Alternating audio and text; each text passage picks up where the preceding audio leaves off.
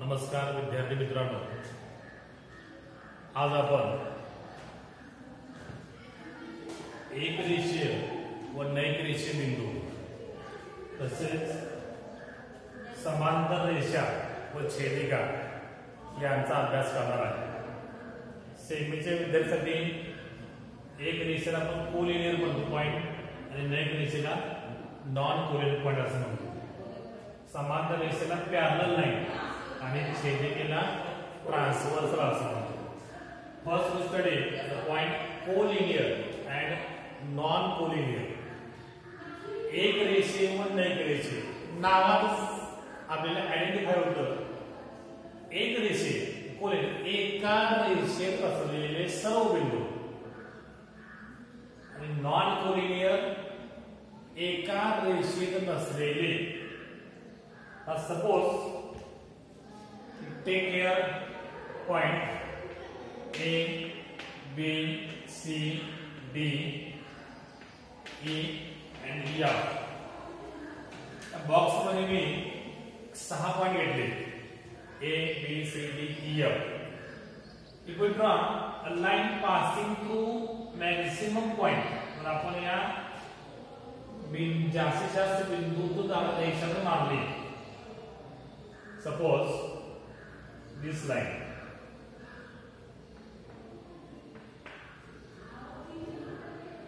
here, point A, point E and point D, 3 points are present on this line. म्हणजे बिंदू A, बिंदू E आणि बिंदू D तीनही बिंदू एका रेषेवर इथे आलेले आहेत। So point AED are called collinear points. AED या एका रेषेला आपण कोलिनियर म्हणतो। मराठी मध्ये म्हणणार आहे एक रेषीय बिंदू। एक रेषीय बिंदू तेच AED। आणि मग इतर जे आहे ते AEB आपण कन्सिडर केला, AEB घेतला तर त्याला म्हणायचं नॉन कोलिनियर पॉइंट। म्हणजे एका रेषेत नसलेले त्याला आपण नैक रेषीय बिंदू असं म्हणतोय। त्यासाठी एक मग जोडलेले मी नैक रेषी जोडलेले येतो इथं non collinear point. Non collinear point A, D आणि F घेतला। A, D, F बघा आता ऑब्झर्व A, D आणि A आणि D एका रेषेत आहे पण F त्या रेषेवर नाही। So these points are called non collinear point. म्हणजे आपण त्याला नैक रेषीय बिंदू असं म्हणतो। अशा इतर जोड्या तुम्ही शोधायच्या। तुम्हाला त्या सेतू अभ्यासक्रमाच्या कृतीपत्रिकेत असं उदाहरण दिले ते सोडवा आणि तुम्ही स्वतः उदाहरण घ्या आणि कोलिनियर म्हणजे एक रेषीय बिंदू आणि नैक रेषीय बिंदू म्हणजे नॉन कोलिनियर पॉइंट हे तुम्ही शोधा। तर नेक्स्ट पॉइंट आहे तो समांतर रेषा आणि छेदिका, त्याला आपण पॅरलल लाईन आणि ट्रान्सव्हर्सल म्हणणार आहोत। पॅरलल लाईन म्हणजे कोणत्या की एकाच स्तरात असलेल्या आणि एकमेकींना न छेदणाऱ्या। तर समजा तुम्ही समोर मी असतो आकृती घेतली असेल, आपण लाईन L म्हणलं, M म्हणलं आणि इथे मी तुम्हाला दोन रेषा घेतल्या, याला आपण X आणि Y घेतले, दोन घेतले पुढे मी रेषेच्या। तुम्ही X आणि Y त्या रेषेवर बघितल्या तर एकमेकांना स्पर्श करत नाही, पण आपण जर पुढे कुठं वाढवल्या तर या पुढे कुठं एकत्र येतात। म्हणून ह्या समांतर रेषा नाही।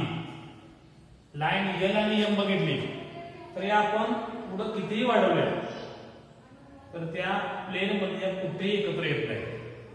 म्हणून pair of line L and M is called parallel line pair.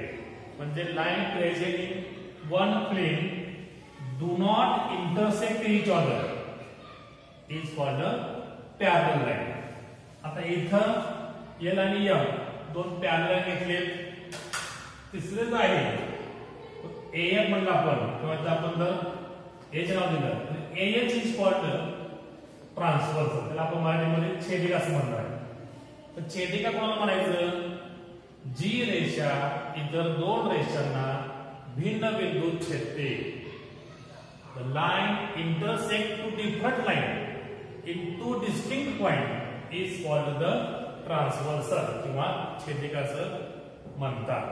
आता त्या टू पॅरलल लाईनला एका छेदिकेनं इंटरसेक्ट केला असतात ज्या तयार होण्याचे पेयर आहेत त्याच्यामध्ये करस्पॉन्डिंग अँगल आहे त्याला आपण मराठीमध्ये संगत कोन म्हणतोय. त्याच्यानंतर इंटरनल अँगल आहे त्याला आपण अंतरकोन म्हणतोय आणि अल्टरनेट अँगल आहे त्याला आपण व्युत्क्रम कोन असं म्हणतोय. त्या जोड्यात आपण बघूया. पहिलं तर आहे ते करस्पॉन्डिंग अँगल. करस्पॉन्डिंग अँगल त्याला आपण मराठीमध्ये संगत कोन म्हणतात. संगत कोन ही पहिली पेयर. दुसरे इंटरनल अँगल. इंटरनल अँगल त्याला आपण आंतरकोन असं म्हणतो. आंतरकोन.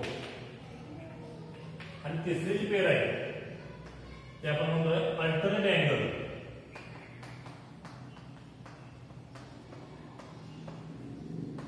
त्याला आपण व्युत्क्रम कोन असं म्हणतो. हे आता आपण पेयर बघायचे आहे. आता तुम्हाला मी जर पॉइंट दाखवले आहेत तर आता मी तुम्हाला एक नंबरिंग दाखवतो. एक प्रकारे नंबरिंग करतो. लक्षात येईल बघा. इथे मी इथं पॉइंट घेतोय. नंबर घेतोय 1 2 3 4 5 6 7 आणि इथं 8 असं घेतोय. त्या नंबरनुसार तुम्हाला मी पेयर सांगतो. पहिला आहे की करस्पॉन्डिंग अँगल्स. करस्पॉन्डिंग अँगल म्हणजे काय? पॅरलल लाईन आहे समांतर रेषा आहे त्याच्या एकाच बाजूला वरती तर वरती किंवा खाली म्हणजे बिलो तर बिलो. जसं की अँगल 1 आणि 5 हे एलच्या आणि एनच्या वरती आहेत बघा. आणि ट्रान्सव्हर्सल एकाच बाजूला आहे. One side of transversal and belong this to parallel line. First pair is angle 1 and angle 5. Angle 1 आपल्याला तीन अक्षर असा कळतो. अँगल ACD किंवा अँगल DCA ही झाली पहिली पेयर. आता मी अक्षरांचा उल्लेख न करता हे फक्त अंक करतोय. अँगल बघा पहिली पेयर आहे अँगल 1 अँड अँगल 5. दुसरी बघा विरुद्ध बाजूला 4 अँड 8. सेकंड पेयर आहे संगत कोनाची दुसरी जोडी आली अँगल 4 अँड अँगल 8. आता याच्या वरती आता तसेच खाली बघा angle 2 and angle 6. Angle 2 and angle 6 आणि angle 3 and angle 7. Angle 3 and angle 7 म्हणजे संगत कोनांच्या म्हणजे करस्पॉन्डिंग अँगलच्या 4 जोड्या तयार होतात. आता नेक्स्ट आहे तो इंटरनल अँगल. त्याला आपण अंतर्कोन म्हणतो. आता याची व्याख्या काय की पॅरलल लाईनच्या आतली बाजूस आणि छेदिकेच्या सुद्धा एकाच बाजूस आतल्या. जसे की अँगल 2 आणि अँगल 5 हे आतल्या एकाच बाजूला बघा आणि पॅरलल लाईनच्या आत आहे समांतरच्या आत. अँगल 2 आणि अँगल 5. अँगल 2 आणि अँगल 5 पहिली पेयर आहे. दुसरी पेयर येईल तसेच बरोबर अँगल 3 आणि अँगल 8. अँगल 3 आणि angle 8. and last pair is alternate angle. आता इंग्रजी अथवा झेड माहिती आहे. इंग्रजी अक्षर झेड अजून जर अँगल अक्षर झेड काढलं तर इथं बघा ह्याच्या दोन्ही टोकाला जे असतात इथं ते अल्टरनेट अँगल असतात. त्याला मराठीमध्ये आपण व्युत्क्रम कोन असं म्हणतो. जसं की इथून हे अक्षर असं पाहतो हे आपण दाखवू. झेड आहे 2 आणि 8 अँगल 2 अँगल 8 ही फर्स्ट पेयर झाली.